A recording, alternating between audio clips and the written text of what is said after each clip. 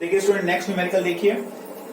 Next numerical क्या कह रहा है स्टूडेंट, कह रहा है कि एक thread of mercury of 10.2 gram is in A tube of uniform cross section 0.1 centimetre square.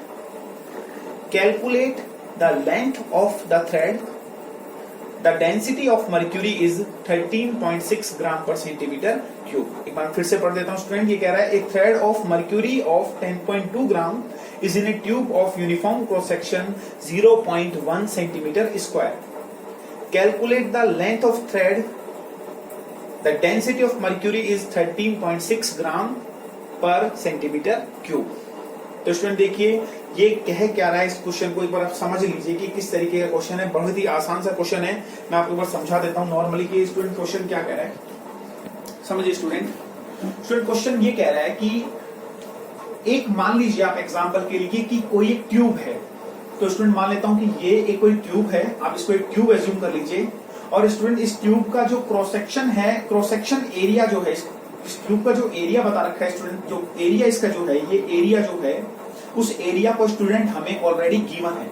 वो एरिया स्टूडेंट हमें न्यूमेरिकल में दे रखा है 0.1 सेंटीमीटर स्क्वायर। मतलब जो ये एरिया है इस ट्यूब का, वो कितना है स्टूडेंट, 0.1 सेंटीमीटर स्क्वायर है। तो मतलब ट्यूब का एरिया में ऑलरेडी इस क्वेश्चन में गिवन है।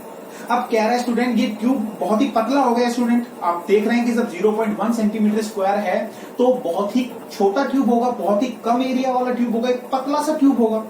और उस पतले से ट्यूब में जब आप मर्क्यूरी डालेंगे तो स्टूडेंट आप सोचिए, जब उस पतले से ट्यूब में, जो कि बहुत ही पतली सी ट्यूब है, और उसमें जब आप मर्क्यूरी डालेंगे तो आपको वो मर्क्यूरी ऐसा लगेगा कि जैसे कि वो मर्क्यूरी का एक धागा उसके अंदर डाल रखा हो। हालांकि मर्क्यूरी एक लिक्विड मेटल स्टूडेंट, लेकिन वो इतना पतला ट्यूब है कि जब आपने उसके अंदर मर्क्यूरी डाला है तो वो ऐसा लगेगा कि जैसे वो मर्क्यूरी एक धागे नुमा, बिल्कुल थ्रेड लाइक स्ट्रक्चर आपको नजर आएगी। ऐसा लगेगा उस पतली सी ट्यूब में वो मर्क्यूरी एक धागा है, एक मर्क्यूरी का धागा आपको नजर आएगा। अब वो मर्क्यूरी का जो धागा है, या हम कह सकते जो मर्क्यूरी है, वो इस ट्यूब के अंदर डाल रखे स्टूडेंट।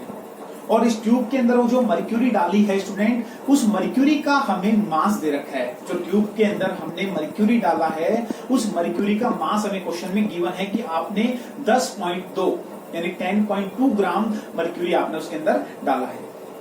और स्टूडेंट देखिए, हमें उस ट्यूब की लेंथ नहीं बता रखी है कि वो ट्यूब कितनी बड़ी है। तो स्टूडेंट हमें पूछा गया है कि जो मर्क्यूरी आपने उसके अंदर डाला है, वो मर्क्यूरी का धागा या वो मर्क्यूरी कितनी लंबाई तक उस ट्यूब में भरा हुआ है, तो वो कितना लंबा मर्क्यूरी का धागा है।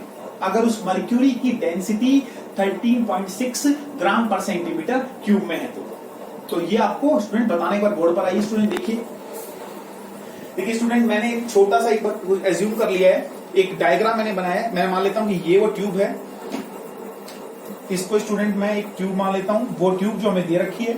और इस ट्यूब का क्रॉस सेक्शन एरिया स्टूडेंट हमें कितना बता रखा है, 0.1 सेंटीमीटर स्क्वायर बता रखा है। और इसके अंदर स्टूडेंट ये मर्क्यूरी भरा हुआ है, या मैं इसको मर्क्यूरी थ्रेड भी कह सकता हूं, क्योंकि बहुत ही पतली ट्यूब है तो उसके अंदर मर्क्यूरी धागे की तरह नजर आएगा। और स्टूडेंट देखिए, इस मर्क्यूरी की डेंसिटी भी हमें दे रखी है 13.6 ग्राम पर सेंटीमीटर क्यूब। ये कुछ ऐसा है, ठीक है स्टूडेंट, ये कुछ ऐसा केस है। अब स्टूडेंट हमें बताना है कि जो मर्क्यूरी आपने ट्यूब में भरा है, या मर्क्यूरी का जो थ्रेड ट्यूब के अंदर बन रहा है, उसकी लंबाई कितनी है स्टूडेंट। तो ऑब्वियस सी बात है स्टूडेंट, जितनी लंबी वो ट्यूब होगी उतना ही मर्क्यूरी का थ्रेड होगा। बहुत ही ऑब्वियस है स्टूडेंट क्वेश्चन के अंदर। तो स्टूडेंट इसको किस तरीके से सोल्व करें, बहुत ही आसान है स्टूडेंट। देखिए, इसके लिए सबसे पहले आप गिवन डेटा को लिख लीजिए। मैंने ऑलरेडी गिवन डेटा लिख लिया इस न्यूमेरिकल का, मैंने गिवन ऑलरेडी लिख कर रखा है। तो स्टूडेंट देखिए, हमें क्या दे रखा है, सबसे पहले स्टूडेंट हमें मास ऑफ द मर्क्यूरी जो कि ट्यूब के अंदर भरा हुआ वो दे रखा है। Mass of the mercury question में दे रखा था स्टूडेंट 10.2 ग्राम, वो मैंने लिख लिया है और एम से उसको डिनोट कर दिया है। इसके अलावा स्टूडेंट मर्क्यूरी की डेंसिटी हमें दे रखी थी, जो कि कितनी मानी है मैंने, जो कि कितनी दे रखी है, 13.6 ग्राम पर सेंटीमीटर क्यूब। और डेंसिटी को मैंने रो से लिख दिया स्टूडेंट, आप चाहें तो डी से भी लिख सकते हैं। इसके अलावा स्टूडेंट अगर इस क्वेश्चन में मर्क्यूरी की डेंसिटी नहीं दे रखी होती तो आप खुद मान सकते थे, जो कि मैंने आपको प्रीवियस वीडियो में बता रखी है, क्योंकि आपको आनी चाहिए। इसके अलावा student cross sectional area of the tube भी आपको दिया हुआ है स्टूडेंट, कि उस क्रॉस सेक्शन एरिया क्या है, उस ट्यूब का क्रॉस सेक्शन एरिया क्या है जिसके अंदर इसको भरा गया है। तो स्टूडेंट आप किस तरीके से इस क्वेश्चन को करेंगे। तो स्टूडेंट सबसे पहले देखिए आपके पास जो डेटा है उन डेटा से आप क्या करेंगे। देखिए स्टूडेंट आपको यहाँ पर मास ऑफ द मर्क्यूरी दे रखा है और डेंसिटी ऑफ द मर्क्यूरी दे रखा है।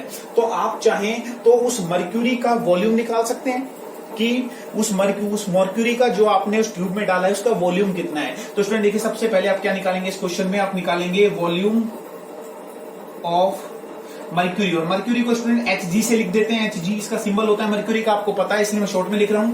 Volume of mercury is equal to, कैसे निकालेंगे स्टूडेंट आप वॉल्यूम ऑफ मर्क्यूरी। तो स्टूडेंट देखिए आपको मैंने प्रीवियस वीडियो में डेंसिटी का एक फॉर्मूला बताया था। डेंसिटी इज इक्वल टू होता है मास अपॉन वॉल्यूम। तो स्टूडेंट आप मुझे बताइए वॉल्यूम का फॉर्मूला यहां से क्या आ जाएगा, वॉल्यूम इज इक्वल टू हो जाएगा स्टूडेंट मास अपॉन डेंसिटी। क्या मैं ऐसा लिख सकता हूं स्टूडेंट, क्या मैं mass upon density is equal to volume लिख सकता हूं स्टूडेंट, बताइए मुझे। बड़ा ही आसान लिख सकते हैं स्टूडेंट, ये फॉर्मूला आपको पता है, density is equal to mass upon volume होता है। तो वॉल्यूम ऑफ Hg निकालने के लिए स्टूडेंट मैं लिख सकता हूं मास ऑफ पूरा लिख देता हूं स्टूडेंट में एक बार। तो मैं इसको लिख सकता हूं mass of mercury divided by density of mercury. तो स्टूडेंट देखिए वैल्यू पुट कर दीजिए। मास ऑफ मर्क्यूरी कितना है स्टूडेंट, मास ऑफ मर्क्यूरी 10.2 है, डिवाइडेड बाय स्टूडेंट इसमें मर्क्यूरी की डेंसिटी 13.6 दे रखी है स्टूडेंट। और देखिए स्टूडेंट जब आप इसको सोल्व करेंगे तो वैल्यू आएगी आपकी 0.75 सेंटीमीटर क्यूब। तो स्टूडेंट देखिए ये आपके पास वॉल्यूम आ चुका है, मर्क्यूरी का वॉल्यूम आ चुका है। कितना आ चुका है स्टूडेंट, मर्क्यूरी के वॉल्यूम को अगर मैं V से मान लूं तो स्टूडेंट मेरे पास वॉल्यूम कितना आ चुका है, वॉल्यूम मेरे पास आ चुका है 0.75 सेंटीमीटर क्यूब। मतलब इतना मर्क्यूरी आपका उस ट्यूब के अंदर, इतना वॉल्यूम मर्क्यूरी का ट्यूब के अंदर मौजूद है, इतने वॉल्यूम का मर्क्यूरी इस ट्यूब के अंदर भरा हुआ है स्टूडेंट। अब स्टूडेंट आप सोच रहे होंगे कि मैंने इसको क्वेश्चन को सेंटीमीटर में क्यों सोल्व किया। तो स्टूडेंट देखिए मैंने इसको सेंटीमीटर क्यूबिक में इसलिए, सेंटीमीटर ग्राम पर सेंटीमीटर क्यूबिक में इसलिए रखा है क्योंकि देखिए आप यूनिट्स को चेक करिए, सारा का सारा न्यूमेरिकल आपका सीजीएस में दिया हुआ है। स्टूडेंट देखिए यूनिट्स का कन्वर्जन तभी करते हैं तब आपकी दो डिसिमिलर यूनिट्स हो। अगर मान लीजिए यहाँ पर किलोग्राम होता और यहाँ पर स्टूडेंट मान लीजिए ग्राम पर सेंटीमीटर क्यूबिक होती, तब हम यूनिट को कन्वर्ट करते।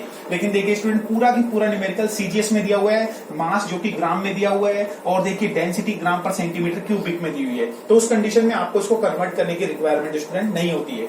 हाँ स्पेसिफिकली अगर आपको पूछा गया होता कि आप इस क्वेश्चन को एसआई में सोल्व करिए या आप इस क्वेश्चन को स्पेशली दे रखा होता कि ग्राम पर सेंटीमीटर की मतलब सीजीएस में सोल्व करिए, तब आप उसको कन्वर्ट करते। तो देखिए स्टूडेंट यहाँ पर ऐसा कुछ मेंशन नहीं था, तो मैंने इस क्वेश्चन को पूरा सीजीएस में होने की वजह से सीजीएस में इसको सोल्व कर लिया स्टूडेंट। तो देखिए स्टूडेंट अब आपके पास यहाँ पर वॉल्यूम ऑफ द मर्क्यूरी आ चुका है। तो देखिए student volume of the mercury आपके पास आ चुका है। तो देखिए स्टूडेंट एक चीज आप याद रखिए, जितना वॉल्यूम इसके ट्यूब के अंदर भरा होगा, जितना वॉल्यूम ट्यूब के अंदर भरा होगा, तो स्टूडेंट आप ये मान लीजिए यहाँ पर कि इस ट्यूब के अंदर जितना वॉल्यूम है उतना ही वॉल्यूम, जितना वॉल्यूम मर्क्यूरी का है उतनी ही मान लेते हैं वॉल्यूम की ये ट्यूब है। स्टूडेंट ऐसा मान सकते हैं, ऐसा मान सकते नहीं मान सकते हैं। तो स्टूडेंट अगर हम इसको आगे सोल्व करें तो हम ऐसा लिख सकते हैं, if the length of mercury thread is L। मैंने स्टूडेंट मान लिया है कि जो मर्क्यूरी थ्रेड इस ट्यूब के अंदर भरा हुआ है उसकी लेंथ L है। कितनी है स्टूडेंट, मैंने मान लिया है कि जो मर्क्यूरी का थ्रेड यानी जो मर्क्यूरी इस ट्यूब में भरा हुआ है वो L लेंथ का है, वो L लेंथ का है। तो स्टूडेंट देखिए हमें उस मर्क्यूरी की लेंथ पता चल चुकी है कि मर्क्यूरी L लंबाई तक भरा हुआ है, हमने मान लिया अपनी तरफ से कि L लेंथ तक मर्क्यूरी भरा हुआ है। वॉल्यूम हमें उसका पता है ऑलरेडी स्टूडेंट, और हमें student area of the tube भी पता है। तो स्टूडेंट देखिए एरिया ऑफ द ट्यूब अगर आपको पता है तो एरिया ऑफ द ट्यूब ही आपका एरिया ऑफ द मर्क्यूरी हो जाएगा, क्योंकि जितना एरिया इस ट्यूब का होगा उतने ही एरिया में मर्क्यूरी भरा हुआ होगा, उतना ही एरिया कवर करेगा स्टूडेंट।